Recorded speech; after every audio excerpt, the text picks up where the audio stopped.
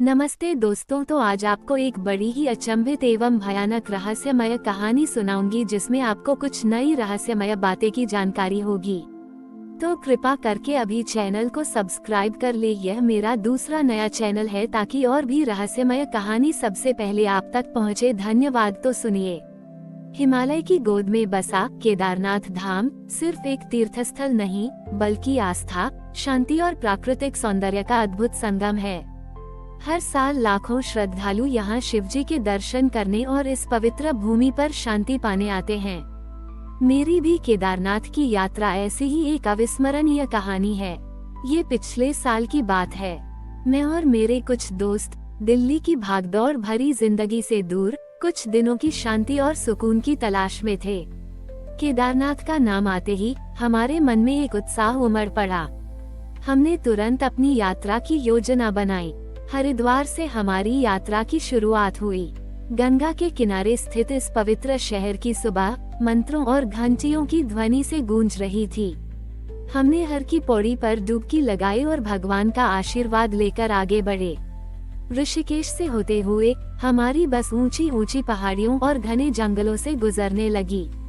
रास्ते में देवप्रयाग, रुद्रप्रयाग और गुप्तकाशी जैसे छोटे छोटे गांव पड़े, जहां अलकनंदा और मंदाकिनी नदियां एक दूसरे से मिलती हैं और ये दृश्य मन को मोह लेता है। गौरीकुंड पहुंचकर बस का सफर खत्म हो गया। अब आगे का रास्ता पैदल तय करना था। 18 किलोमीटर की यह चढ़ाई आसान नहीं थी, लेकिन हमारे मन में भगवान शिव के दर्शन की प्रबल इच्छा थी। रास्ते में कई यात्री मिले, कुछ पैदल चल रहे थे, कुछ घोड़े पर और कुछ पालकी में।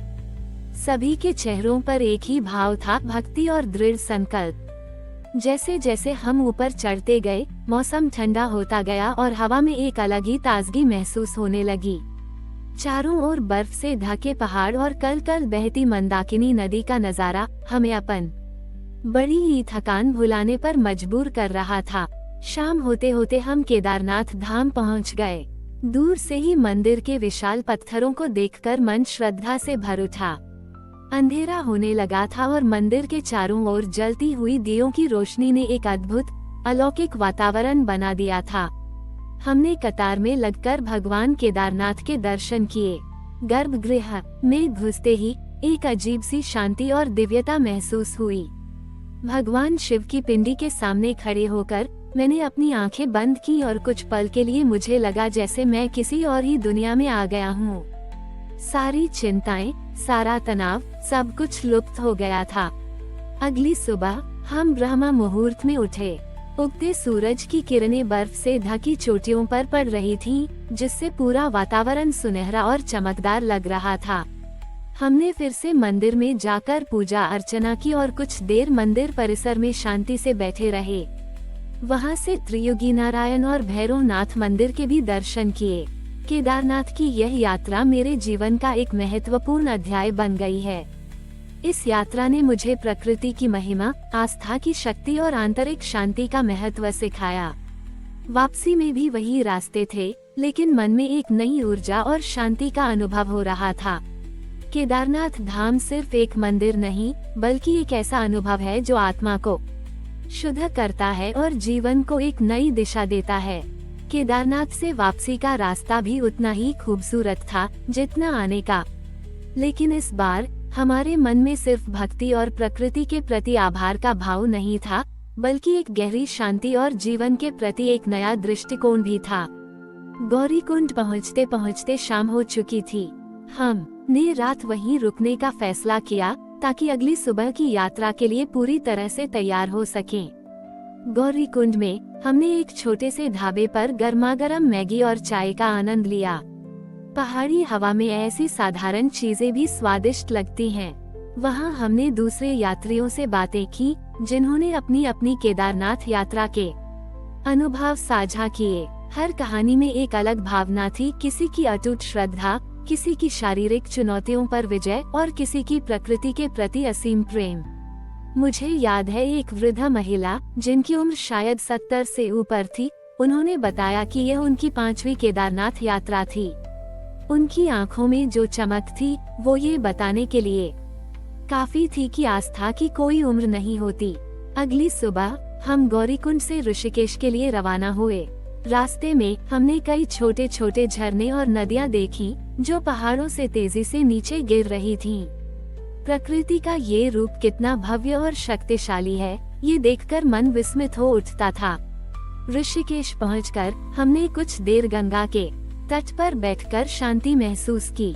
गंगा की कलकल ध्वनि और उसके शीतल जल में पैर डुबोकर केदारनाथ की यादें ताजा हो गईं। दिल्ली लौटते हुए हम सभी चुप थे।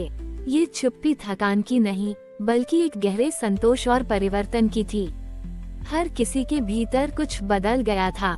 मुझे व्यक्तिगत रूप से लगा कि यह यात्रा सिर्फ भगवान शिव के दर्शन की नहीं थी, बल्कि अपने अंदर झांकने का भी एक अवसर था। केदारनाथ की ऊंची चोटियां, पवित्र नदियां और वहां का शांत वातावरण, इन सब ने मिलकर मुझे अपनी चिंताओं से ऊपर उठकर जीवन को एक नए नजरिए से देखने की प्रेरणा दी थी। आज भी जब मैं आंखें बंद करता हूँ, तो केदारनाथ मंदिर की भव्यता, आसपास की बर्फ से ढकी चोटियां और मंदाकिनी नदी का कलकल करता शोर मेरे कानों में गूंजने लगता है। ये यात्रा सिर्फ एक तीर्थयात्रा नहीं थी, बल्कि एक आध्यात्मिक जागरण था जिसने मेरे जीवन को हमेशा के लिए बदल दिया। केदारनाथ सिर्फ एक धाम नहीं, बल्कि एक भावना है, एक अनुभव है जो हर उस व्यक्ति को खींचता है जो शांति, शक्ति और आस्था की तलाश में है। केदारनाथ से लौटे हुए अब कई महीने बीत चुके थे, लेकिन उस यात्रा का प्रभाव मेरे जीवन पर गहरा बना हुआ था।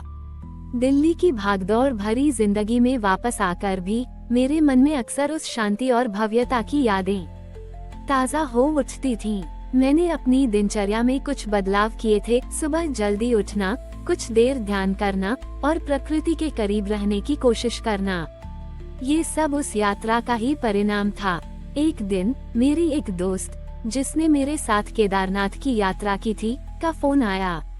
याद है वह वृद्ध महिला गौरीकुंड में जो बता रही थी कि यह उनकी 5वीं यात्रा थी। उसने पूछा, मैंने हाँ में जवाब दिया। मुझे उनका चेहरा आज भी याद है। उसने कहा, उनकी आंखों में एक अलग ही चमक थी। हम दोनों ने फोन पर देर तक केदारनाथ के बारे में बातें की। हमने महसूस किया कि वो यात्रा सिर्फ एक बार का अनुभव नहीं थी, बल्कि एक निरंतर प्रेरणा थी। उस दिन का बाद हम अक्सर शाम को मिलते और केदारनाथ के अपने अनुभवों को याद करते। हमने तय किया कि हम हर साल, अगर मुमकिन हो, तो एक नई आध्यात्मिक यात्रा पर जाएंगे, ताकि उस शांति और जुड़ाव को फिर से महसूस कर सकें। केदारनाथ ने मुझे सिखाया था कि जीवन में कुछ चीजें भौतिक सुख सुविधाओं से कहीं ऊपर होती हैं। पहाड़ों की वो विशालता, नदियों का अविरल प्रवाह और मंदिर की वो दिव्य ऊर्जा, ये सब हमें अपने अंदर की शक्ति और ब्रह्मांड से जुड़ाव का एहसास कराती हैं। जब भी जीवन में कोई चुनौती आती है या मन अशांत होता है, तो मैं आंखें बंद करके केदारनाथ के उन पलों को याद करता हूँ। बर्फ से ढकी चोटियां, पवित्र हवा और मंदिर के घंटे की ध्वनि, ये सब मुझे फिर से शांति और शक्ति से भर देते हैं। केदारनाथ की यात्रा सिर्फ एक तीर्थयात्रा नहीं थी, बल्कि आत्मा की यात्रा थी। ये खुद को जानने की, प्रकृति से जुड़ने की और अपनी आस्था को और मजबूत करने की यात्रा थी।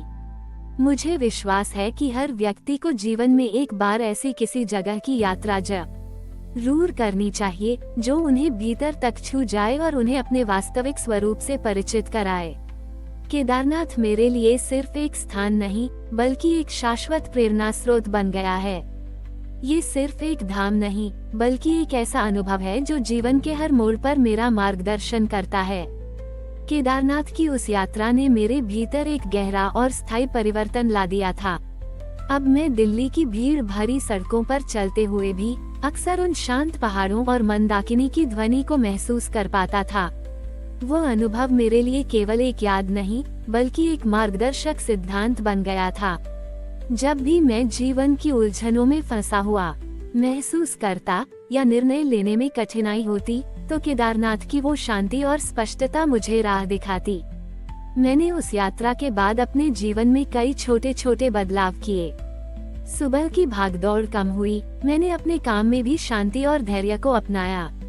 मुझे लगने लगा था कि केदारनाथ ने मुझे केवल भगवान के दर्शन नहीं कराए थे, बल्कि जीवन के दर्शन भी कराए थे। उसने मुझे सिखाया था कि सच्ची शक्ति बाहरी चीजों में नहीं, बल्कि हमारे अपने भीतर होती है। प्रकृति की विशालता और उसकी निस्वार्थता ने मुझे विनम्रता और कृतज्ञता का पाठ पढ़ाया। मेरे दोस्त और मैं, जिन्होंने साथ में ये यात्रा की थी, आज भी उस अनुभव को याद करके भावुक हो जाते हैं।